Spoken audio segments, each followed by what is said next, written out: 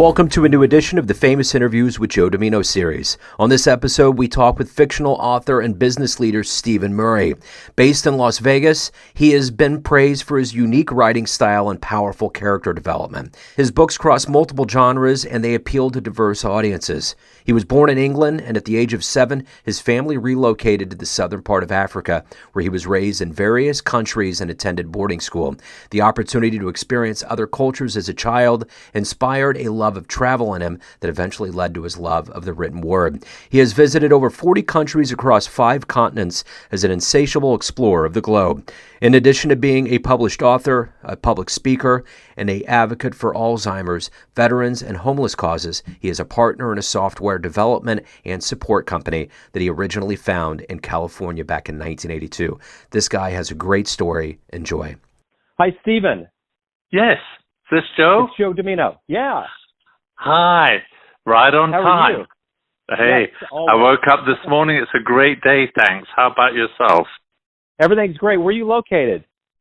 Las Vegas. I've been having a really good time through Podmatch, hooking up with a lot of different people, and I don't think I even quite knew how much I would enjoy this and how much I do want to talk to writers and thinkers and lawyers and all kinds of different people. So thank you for giving me a shot, and I'm looking forward to kind of delving into your life. Well, you know, when I first started out doing podcast interviews, I didn't know whether I would enjoy it and whether I'd be thrown for a loop with some of the questions. But gosh, as I said to, the guys that run Podmatch, I said I've just had so many wonderful conversations with people across the country and indeed even across the globe. I've had interviews with people in Singapore, of all places, in Trinidad, and you just get to talk to a lot of very wonderful, interesting people. Absolutely. So yeah, without a doubt. So you're an author, and I'm curious how you've done over this COVID period. I know for writers there's a little bit more solitude. It's kind of a different way of creating things, but how did you adapt to this tumultuous 2-year time period on planet Earth? Well, it was tough. There's no question about it. I don't do too well, I should say, with my books on Amazon, probably because I don't promote them on Amazon.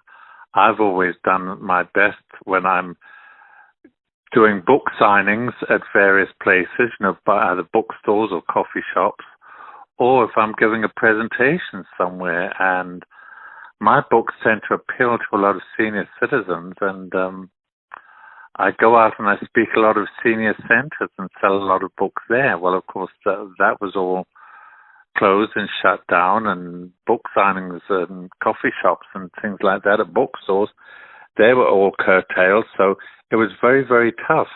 But fortunately for me, my writing is a hobby. It's never been a full-time career.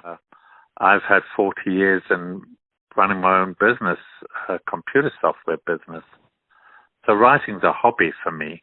Let's get into that. I'm curious where you were born and raised and kind of how you started your business and things started for you. I was originally born in England, but when I was 7 years old, my family moved to Africa, to what was then Southern Rhodesia. It's now Zimbabwe, but then it was Southern Rhodesia. And we moved around quite a bit. We moved to Lesotho land, which is now Lesotho, and I had to go to boarding school in South Africa. And then when I finished school, I got to spend 6 months in Nyasaland. And then I went back to live in England, and I was taken on by NCR as a trainee program straight from high school or straight from boarding school. I didn't go to university. And so my career has really been in the computer software industry. And I spent 7 years in London when I left Africa, and then I got the opportunity of a job offer in Los Angeles, California. And as much as I loved London, I never got used to those freezing cold winters and the constant rain and the high taxes. And I just cast caution to the wind and took off to California. And I loved it there. I truly did, but it's changed. And so 19 years ago, my business partner and myself, we started the business in California in 1982, and so we've now been going for 40 years. Just decided, let's move it to Las Vegas, and that's what we did. And I just started to write when I reached retirement age, or as I was getting close to retirement age. That's how it came about.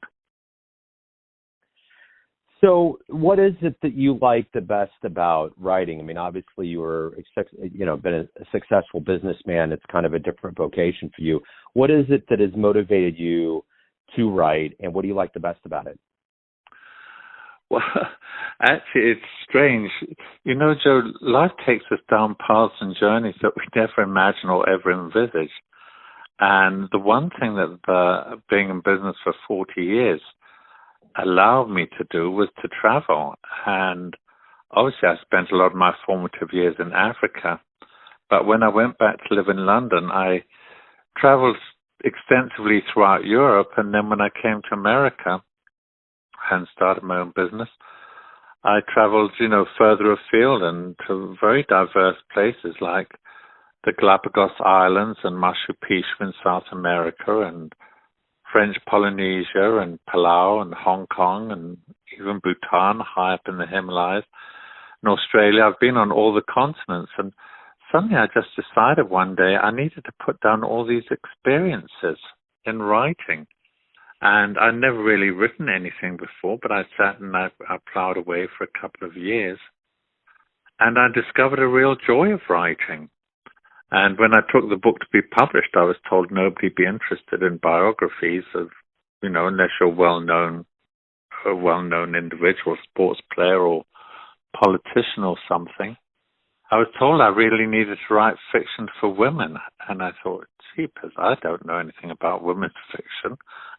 I don't read Danielle Steele or any of those writers for women. But I discovered a joy of writing, and I thought, I'm going to have a stab at this.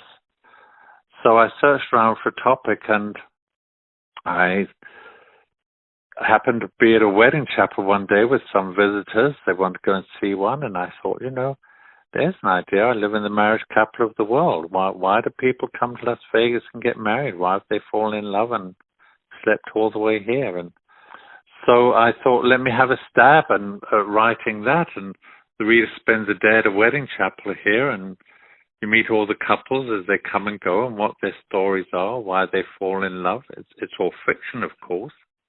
Not only did it get published, it spawned a sequel, much to my surprise. People want to know what happened to the couples after they left the altar. And my reaction, Joe, was, who cares? These are fictional people, but I guess readers related to the couples, and they'll tell you what they want. And so I had to drop what I was doing, which was writing a murder mystery, and plow into writing a sequel. And I came up with a book that revisits all the couples in the first book 5 years down the road and where their lives have taken them. And that was a fun write. And I've just been writing ever since. And I just write in different genres. And I like the challenge, Joe. That's what it is. It's a challenge, trying to come up with something different, developing characters. And it's just fun. It's nice escapism, Joe. That's what it is. Yeah. It's escapism. What's been one of the best fan letters that you've ever gotten? I think there have been a couple. There's one lady that her daughter bought her the books, and she lives in Washington State. She sent me an email and said how much she loved the two books, the two chapel books, and she was coming to Las Vegas to visit her daughter, and was there any way we could meet and have dinner? And she sounded a little bit sort of apprehensive and wondered if she was being a little bit forward, but, I'm just an egg like everybody else on this planet, and I said I'd be delighted to meet her, and so we went out and had dinner, and she came back a couple of years later, and we had dinner again, and then, of course, COVID put a grinding halt. But we email each other every couple of weeks, so that's been one of the rewarding things, that you meet people that become friends. That's one. And another one that I got was when the Chapel of Eternal Love first came out. This gentleman's mother, or his father, was in hospital, and the mother was spending days there, and he bought her the book for something to do, and she read it over and over, and she sent me an email saying how reading the book just kept her going while her husband was having surgery. It was just escapism for her, and it was just uplifting, and it kept her spirits up. And you don't always realize that what you write might make a difference on somebody's life, and it clearly did on hers. So when you were young, what author or book did you really rely on that you loved? I didn't have a specific book per se. I always liked Charles Dickens as an author. Probably, I don't know whether it's because he came from Portsmouth in England, which is my hometown, and there's still a Charles Dickens museum there. But I always liked his books. His characters were always so colorful. I'm not sure how familiar you are with his books, but you think of things like Oliver, and they've got the character Fagin in it, and the Artful Dodger, and even the Christmas Carol, Ebenezer Scrooge. The mere name Ebenezer Scrooge conjures up, somebody sinister and mean-spirited, doesn't it? Or it does to me anyway. Yeah, absolutely. So who have you considered a hero in your life? Who's been a mentor or somebody that you've looked up to? And as it relates to mentors, I always admired Winston Churchill because he was always, I don't know, he had this manner and charisma about him where he could just rally people behind him. Obviously, being British, I admire, the Queen of England very, very much because I was only a little tot when she was crowned, and it's like she's just always there, and I just admire her sense of duty. She's just devoted herself to her country, and I just admire that dedication, that sense of duty, and continuing through good times and bad. I mean, Lord knows the world's changed so much in the 70 years she's been on the throne, but she keeps on trucking, bless her heart. So just kind of in a more broad sense, if you could meet anybody that's alive on the planet right now, who would you meet? Who would you want to talk to? Who would I want to talk to on the planet right now? That's a good one. That's a tough one. Could I rattle off 100? Yes, you can. I think one of the people I'd like to meet, strangely enough, is the Supreme Court Justice, Chief Justice John Roberts.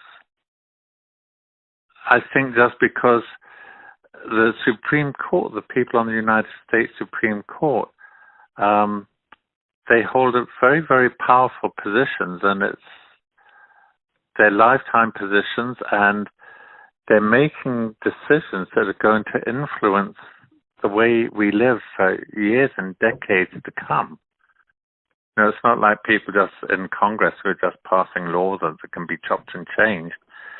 These people, they've got to adhere to the Constitution, and it's got to be so difficult for them, I think, to come up with their decisions. And I think the Chief Justice, John Roberts, has got a very difficult position to maintain. Got to be very, very hard. If you have a dream tonight and you run into your younger version of yourself, say in your 20s, and you could give your younger version a piece of advice based on what you've learned throughout all these years, what would you tell your younger version? Oh, I think I would say just believe in yourself and believe in your dreams and make them happen. Just take those plunges and take more chances. I did take a lot of chances, Joe, for example, just packing up in England and just jet setting off to Los Angeles. I'd never been to America, and I cast caution to the wind and just came. But that wasn't necessarily a wise choice per se. It was just more being immature and not weighing up what could have happened, all the things that could have gone wrong. But sometimes that may be the benefits of youth. You don't know everything. And so we just take those chances because we don't weigh up all the factors wisely. But when I look back, as it happened, the decisions worked out they worked out very well for me. There's no question about it. But they weren't made out of wisdom, that's for sure. Everyone has a perception of who they think you are, your family, your friends, your fans, but ultimately you live your life. What's your perception of you? Who do you think you are? I think we're all answerable to our own consciences. We've all got to sleep with ourselves at night. And I think the important thing to me on this planet is that we're not here just to take everything. We're here to give back and make our little corners of the globe a little bit better. And I certainly try to do that in my own small way. And that's what I try to do. I try and run my business ethically and honestly, and I like to sort of treat people as I like to be treated. And things like the old Shakespeare expression, unto thine own self be true. And we have to be true to ourselves. And I pride myself on the fact that my business partner and myself, we've run our business for 40 years. And, Joe, it's all been conducted on a handshake. We've never had to write off any bad debts. We've never had any bad checks written to us or anything like that. We just invoice our clients. They pay. We've had our clients for like 30, 35 years or so. And I take a lot of pride in that. Wonderful. So if anyone out there wants to know anything more about you or where to get your books or learn about you, where's the best place for them to go? Probably to my main website. That is www.authorstephen, that's Stephen, Murray, MURRAY.com. And that website tells you all about me. It has links to the 5 books that I have for sale. It gives a list of the podcasts that I've been on and places that I've given book presentations and signings and what have you. Also, that if they click on any of the books there, it'll take them to the website for that book where they can read about upcoming events and where I have book signings and more podcast interviews, and they can read reviews on my books and learn a little bit more about the 5 books that are out there. Wonderful. Stephen, thank you very much for opening up, taking some time out today. I really appreciate it. Oh, Joe, it's been an absolute pleasure. I thank your listeners for tuning in. I hope they enjoy it as much as I've enjoyed being a guest on your program. And I wish you nothing but success with your podcast, Joe. Thanks for listening and tuning in to another famous interview with Joe Dimino, where we cover the world of art, literature, and music around the globe. Most of the music on these episodes comes from Kevin MacLeod of Incompetech.com. If you want to hear more interviews, go to Famous Interviews with Joe Dimino in the iTunes Store. You can watch these at the Neon Jazz YouTube channel, and for everything Joe Dimino related, go to joedimino.com, and when you're there, you can donate to the cause to keep this going via Patreon or PayPal. Until next time.